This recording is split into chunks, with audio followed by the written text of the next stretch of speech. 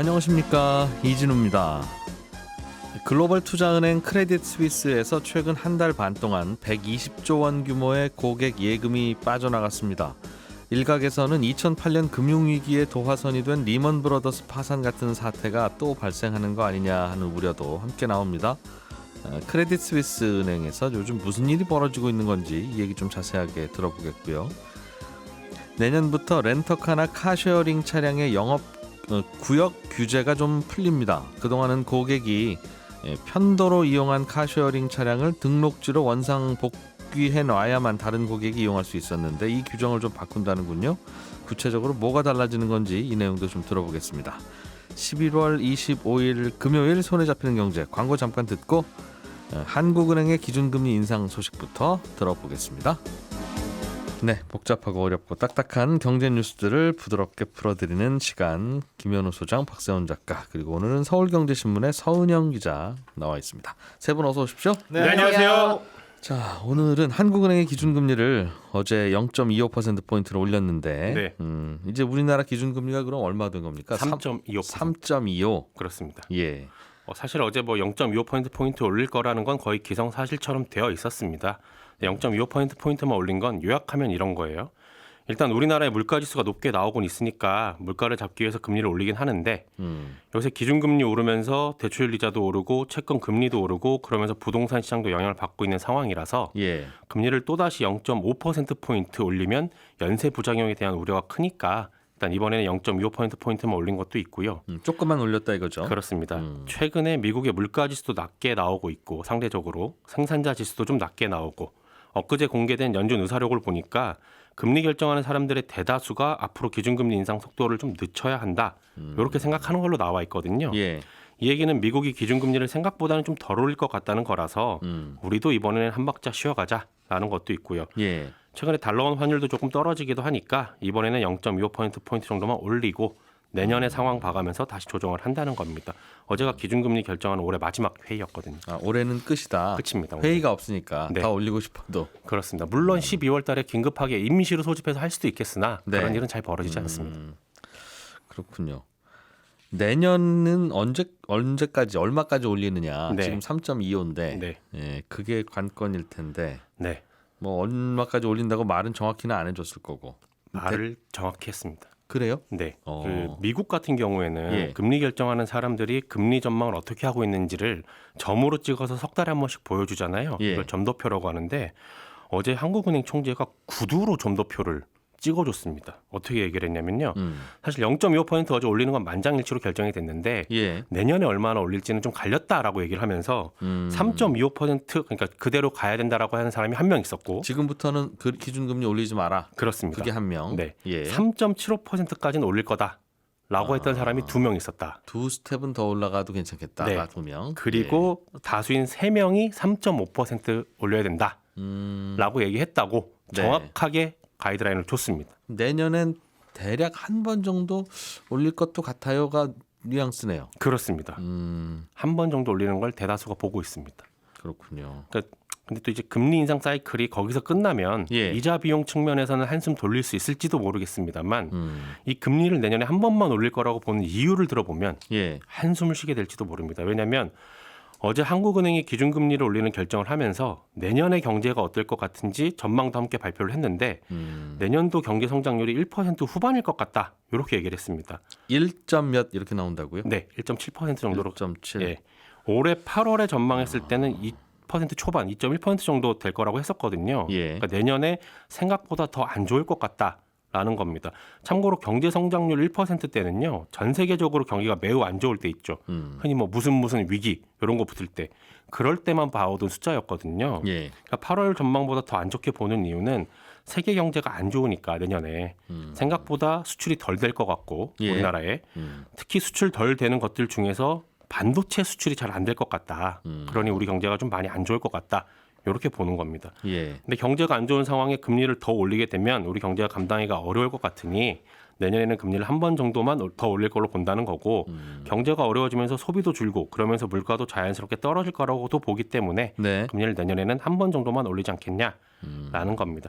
다만 매번 전해드리지만 이 기준금리 전망이라거나 경제 성장률 전망 관련한 뉴스는 지금으로서는 그렇게 보고 있다라는 거지 네. 꼭 그렇게 된다는 건 아니라서 그냥 지금 그렇게 보고 있구나 정도로 생각하고 넘어가시면 될 것 같습니다. 그러게요. 내년의 경제를 예측할 수 있는 사람이 있으면 뭐 그 직업 안 하겠죠. 그렇습니다. 예, 참 아이러니해요, 그죠? 그렇죠. 그걸 할 수 있는 사람은 그걸 안 하는 게 정상인. 네, 예측할 수 있으면 그 직업 왜 해요? 네. 그 어디 뭐 휴양지 가서 있겠지. 그래도 우리나라에서 가장 많이 들여다보는 분들은 이렇게 보고 있구나. 다들 모르긴 하는데. 네. 그래도 그 정도. 알겠습니다. 이거를 이 상황을 받아들인다면 이제 더 이상 은행 금리가 예금 금리가 네. 더 올라가거나 채권 금리가 더 올라갈 가능성보다는 이제 이게 꼭지일 가능성이 높으니 그렇습니다. 조금만 더 기다렸다가 예금해야지 뭐 하는 분들은 이제 시간이 별로 없을 수도 있겠다. 네. 타이밍 봐야 되는 거죠. 라는 거고 대출 금리도 뭐 갑자기 또 많이 내리지는 않겠으나 네. 여기까지가 대략의 뭐 한계일 수도 있겠다. 그렇습니다. 그런 생각도 할 수 있을 것 같고 알겠습니다. 우리나라도 그렇고 미국도 금리를 언제 얼마나 올릴 거냐 이것도 고민 중일 텐데 네. 중국은 반대로 돈을 좀 풀고 금리를 내리고 이러고 있는 거죠, 반대로. 그렇습니다. 지급 준비율을 또 내릴 것 같은데 이 지급 준비율이라는 건요. 은행이 손에 쥐고 있어야 하는 돈의 비율이거든요. 이걸 내린다는 건 중국 정부가 은행들더러 돈 좀 덜 쥐고 있어도 되니까 여기저기 대출 좀 더 해주세요 하는 겁니다. 그렇게 해서 시중에 돈을 더 풀리게 하는 건데 아마도 빠르면 오늘 중으로 0.25%포인트 정도 내릴 것 같긴 한데 또 내리는 이유를 들어보면 이것도 걱정입니다. 코로나 봉쇄로 공장도 안 돌아가고 있고요. 소비도 안 살아나고요. 그 와중에 중국 부동산 시장은 냉각 끼고 이래저래 중국 경기가 안 좋으니까 돈 풀어서 경기 살리겠다라는 중국 정부의 생각이 반영이 된 거거든요. 근데 어제 이런 예고가 나오고 나서 중국 증시가 전반적으로 상승을 하다가 마지막에는 하락 마감을 했습니다. 왜요? 돈 풀려고 하면 증시에는 좋은 소식일 호재죠. 텐데. 근데 어제 중국에서 코로나 신규 확진자 수가 3만 명 가까이로 집계가 됐거든요. 와. 이게 지난 4월에 상하이 봉쇄할 때보다 많은 숫자입니다. 그러니까 이러다가 또 도시 봉쇄를 강하게 하는 게 아닌가? 그러면 경기는 또 못 살아날 텐데 라는 생각이 반영이 된 걸로 해석들을 하고 있습니다. 또 우리 입장에서는 중국 경기가 좀 살아나야 우리 기업들이 중국으로 수출도 잘하고 그래야 우리나라 경기도 좀 살아날 텐데 여러모로 걱정되는 뉴스이긴 중국이 합니다. 마비가 되면 네. 근데 어떡하죠? 또 마비해 시켰다가 그러면 또 잠잠해질 텐데 네. 다시 풀면 또 걸릴 거 아니겠어요? 그렇습니다. 그럼 또 다시 다시 마비. 또 다시 풀면 또 걸리고. 네. 이거 어떻게 하죠, 이거? 우리도 한번 그래도 한 번씩은 걸려야 되나 보다 싶어서 그렇게 풀었다가 이제 조금 잠잠해진 거잖아요. 네. 그럼 중국도 결국 그렇게 가야 될 텐데. 네. 그렇게 갈 생각은 없는 것 같으니. 없습니다. 왜냐하면 시진핑 국가주석이 지금 내세우고 있는 게 우리가 서구보다 우월하다. 봐라. 코로나 신규 확진자가 많이 안 나오고 있지 않느냐. 이걸 지금 대외적으로 선전하고 있기 때문에 그렇게는 또 못 가는 그런 측면도 있습니다. 그러다 보니 중국의 경기 침체는 생각보다 오래 갈 수도 있겠고. 그렇습니다. 그게 우리나라에 나쁜 영향이다. 네. 알겠습니다. 서은영 기자님, 네. 크레딧 스위스라는 은행 이름은 들어봤어요. 제가 네. 거기에 통장은 없습니다만. 네. 서 기자님도 없으시죠? 네, 없습니다. 우리 둘은 다행인데 거기서 다들 돈을 빼고 있다고요? 네, 이 크레딧 스위스가 이제 스위스에서는 이제 두 번째로 큰 투자은행이고요. 뭐 세계적으로도 손꼽히는 투자은행입니다. 근데 요즘 이 은행 관련 기사 보면 따라붙는 수식어가요. 제이 리먼 브라더스입니다. 우리 뭐 리먼자만 들어도 굉장히 이제 손 떨리는 무서운 단어가 됐는데 2008년 파산하면서 이 글로벌 금융위기 도화선이 됐던 미국 은행이죠. 근데 이 크레딧 스위스가 파산 위기에 몰려 있고 이 은행이 파산하면 2008년 같은 이런 시스템 위기 불러올 수 있다. 이런 우려가 나오고 있다는 겁니다. 얼마나 심각하냐면 크레딧 스위스가 작년 4분기부터 지금 4개 분기 연속으로 적자를 냈거든요. 그리고 이번 분기에도 또 적자 예상이 됩니다. 2조 정도 예상하고 있는데요. 올 들어서만 주가도 60% 넘게 빠졌고 이 글로벌 신용평가사들이 지금 이 은행 관련해서 지금 신용등급 전망 하향 조정하거나 실제로 등급을 계속 낮추고 있습니다. 이 대부분 신평사에서 지금 한 트리플 B 정도 등급받고 있는데 S&P 같은 경우에 지금 정크본드보다 하나 좀 높은 정도고요. 그러니까 사실 이렇게 큰 은행이 이 신용평가에서 이 등급이 B자 보이는 순간부터는 사실은 좀 굉장히 위험한 상황이다라고 판단을 할 수가 있는데요. 이 은행 경영진들이 그러니까 이렇게 좀 상황이 안 좋아지니까 이제 뭐 직원들한테도 막 메일 보내서 우리 재무건조선 지금 그 정도는 아니야, 괜찮아, 뭐 이런 메일도 보내고 뭐 이제 투자자들도 막 직접 만나서 설명하고 이러는데 이게 더 큰 위기설을 좀 불러온 거예요. 그래서 얼마나 심각하면 이 정도로 지금 이 소방에 나섰냐, 뭐 이런 정도로 지금 이제 그런 얘기들이 나오고 있고요. 이번 대규모 자금 인출은 그 결과입니다. 그래서 지난 9월 30일부터 이달 11일까지 우리 돈으로 120조 원, 그러니까 883억 달러가 빠져나갔는데 특히 이 고액 자산가들 돈, 그러니까 예. 이 은행에서도 아주 VVIP들이겠죠. 이분들이 지금 이제 자산운용 부문에서만 돈이 나간 게 90조 원 정도 빠졌다고 합니다. 은행은 고객이 좀 불안하다고 생각만 들면 실제로는 하나도 안 불안해도 괜찮아도 네. 고객들이 이상하다고 생각해서 돈 빼기 시작하면 진짜 이상해지죠, 은행이. 그렇죠. 사실 뱅크런만큼 위험한 게 없죠. 그래서 이제 사실 유동성 이제 얼마나 지금 유동성을 풍부하게 가지고 있냐. 그러니까 야. 가령 고객들이 막 몰려왔을 때 그 돈을 지금 우리가 단기에서 바로 준비해서 고객들한테 줄 돈이 충분히 들고 있냐 이런 것들 사실 은행은 평소에 건전한지 볼 때 되게 중요하게 보는 지표잖아요. 근데 그게 이제 사실 이 상황이 계속 이어지면 흔들릴 수도 있는 거죠. 그 어떤 은행도 고객이 다 몰려오면 돈 못 주죠. 그렇죠. 그 어떤 은행도. 네. 근데 하필 크레딧 스위스가 이렇게 의심을 받고 불안한다는 마음을 고객들 마음속에 생기게 한 이유가 뭡니까? 이 크레딧 스위스가 휘청이기 시작한 게 지난해 막대한 투자 손실 입으면서입니다. 영국의 금융회사 그린실 캐피털이 작년 3월에 이제 파산하면서 이 회사에다가 투자했던 게 이제 10억 달러 손실을 그대로 봤고요. 예. 바로 한 달 뒤에 이 헤지 펀드 아케고스 캐피털에 투자했던 게 55억 달러인데 이 돈도 그대로 잃었습니다. 그러니까 이게 166년 은행 역사상 가장 큰 투자 실패였다고 하는데요. 예. 이 두 건 투자 실패로 입게 된 손실만 우리 돈으로 거의 10조 원 정도죠. 네. 상황이 워낙에 안 좋으니까 이 크레딧 스위스도 이제 계속 뭐 여러 가지 뭐 방안을 내놓고는 있습니다. 그러니까 우리 사업부도 도려낼게, 인력도 많이 줄일게, 뭐 이렇게 구조조정 계획도 발표하고 예. 비용 줄이겠다고도 했고요. 실제로 지금 일부 사업부를 매각을 했고 사우디 국립은행 등에서 지금 조단위 투자 유치해서 최대 주주가 지금 최근에 바뀌었습니다. 이럴 정도로 지금 적극적으로는 나서고는 있는데 그런데도 지금 제이 리먼 브로더스라는 이 수식어가 사라지질 않는 거죠. 그러니까 네. 아무래도 이 고객들 신뢰를 회복하기는 좀 당장은 좀 어려워 보이고요. 당장 이 적자가 계속 이어지는 상황에서 이제 자본 조달이 많이 필요할 텐데 지금 뭐 채권 발행 비용은 뭐 사실 대외적으로도 지금 높아지는 분위기인데 예. 문제는 지금 이제 신용 등급도 계속 내려가니까 당연히 이제 발행 비용 계속 올라갈 거고 이제 뭐 CDS 프리미엄, 그러니까 이 은행이 부도가 날 위험이 굉장히 높아 보인다라고 판단하는 사람들이 많아지면서 이런 것들도 지금 계속 최고치로 올라가고 있는 상황이거든요. 그래서 상황이 당장 좀 나아지기는 어려워 보인다. 이런 게 대체적인 시각입니다. 말씀드린 대로 은행이 뭐 신용 말고는 아무것도 없는 거기 때문에 네, 다 빠져나가려면 그 어떤 은행도 다 빠져나갈 수 있고 그렇죠. 경영진들은 좀 답답할 텐데 마치 호텔에서 쥐 나와요 뭐 이런 소문 돌면 네, 괜찮다고 아무리 얘기해도 자꾸 머릿속에 쥐만 떠오르고 그렇죠. 그러니까 이게 리먼이라는 글자가 네. 참 무서운 게요. 그러니까 도이체방크 같은 경우에도 2016년부터 이제 그때 제이 리먼이라는 수식어가 붙어서 그거 떼어내는데 3, 4년 이상 걸렸습니다. 그러니까 아주 눈에 소문이라는 띄는 개선을 보여주지 않는다면 사실 어려운 거죠. 제가 고객이라도 뭐 쥐 나온다는데 굳이 거기서 잘 이유가 없잖아요. 옆에 다른 호텔이 있는데 그렇죠. 다른 은행 많은데. 다른 은행 넣으면 그렇죠. 되는 거니까 됐고 은행 돈 뺄래요 하면 빼는 거라서 네. 골치 아프겠어요.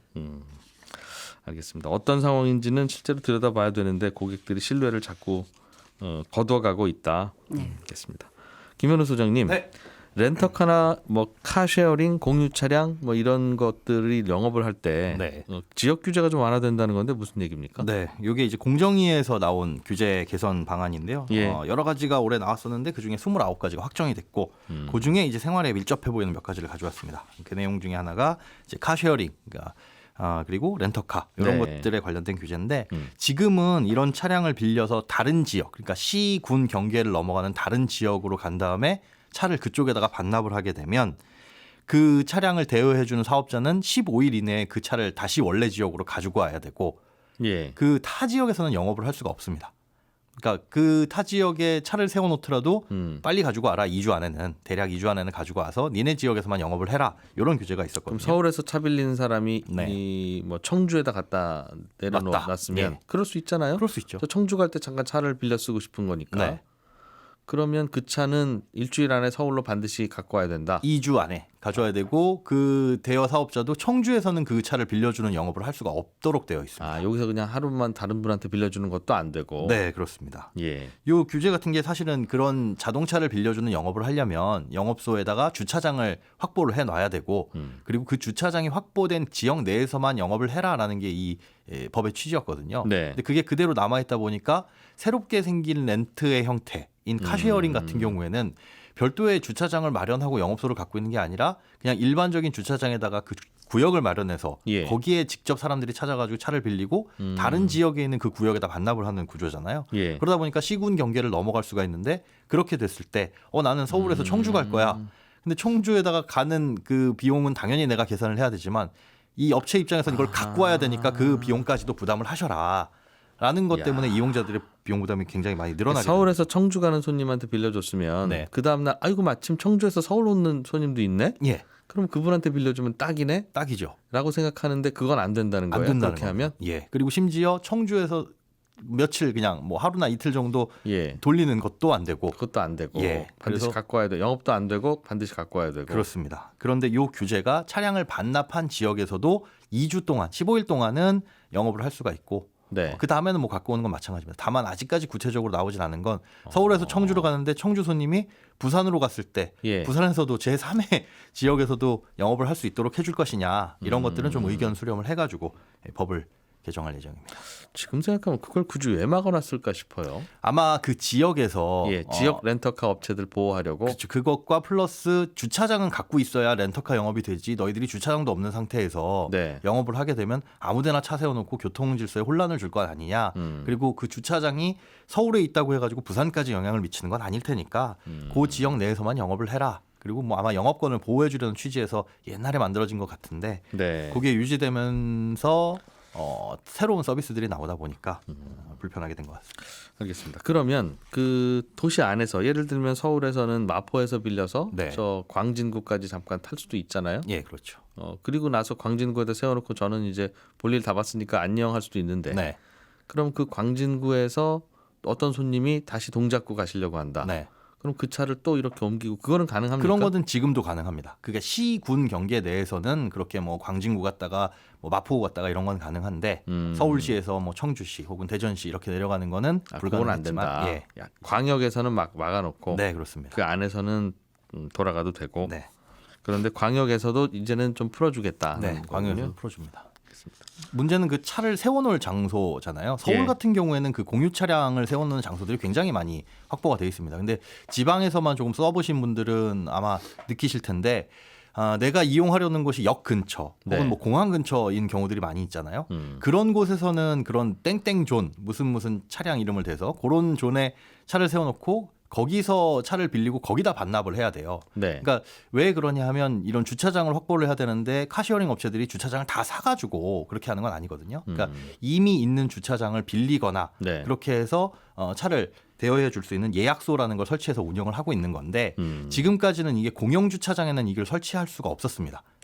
예. 법적인 근거가 없어서 그래서 지자체 조례로 서울시 같은 경우에는 아마 서울시 공영주차장 이용하시는 분들 중에 보면 뭐 서울시 나눔카 이렇게 해가지고 별도의 구역이 마련되어 있는 걸 보셨을 텐데 네. 그게 지자체별로 조례를 통해서 만든 거거든요. 근데 앞으로는 다른 지역의 공영주차장에서도 그렇게 카쉐어링 차량들을 세워놓을 수 있는 지역들을 지정할 수 있도록 그렇게 되면 이제 지방을 내려갈 때도 차를 반납할 수 있는 그 거점들이 굉장히 많이 늘어나게 되는 거죠.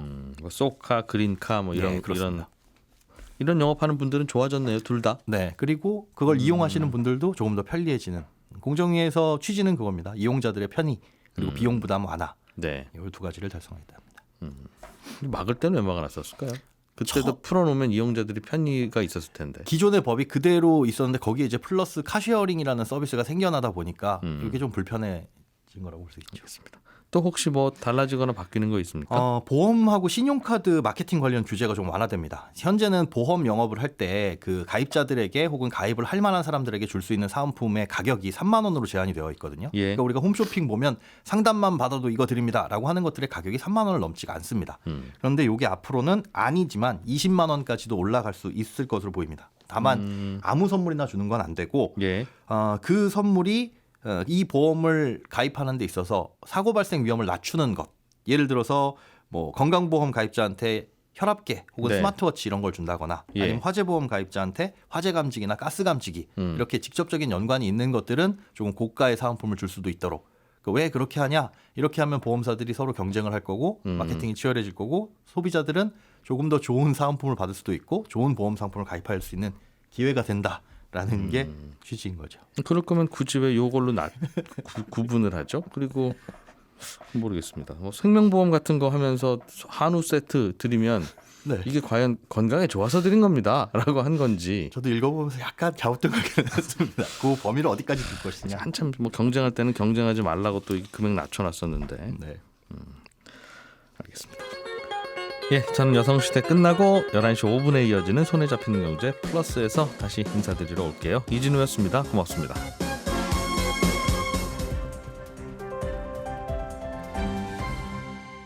경제를 생각하는 사람들의 즐거운 습관. 이진우의 손에 잡히는 경제.